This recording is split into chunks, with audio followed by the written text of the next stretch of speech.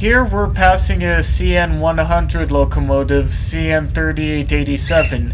The CN100 locomotives were designed to celebrate CN's 100th anniversary, but they made a really lackluster effort during that. They seemed like they just slapped 100 on the sides of the engines and called it a day. Fortunately, though, the next year, to celebrate 25 years of CN's privatization, CN made several heritage units, so at least CN made another effort elsewhere. I guess. Sorry, I'm just not a big fan of CN. Not after what they're doing to Amtrak.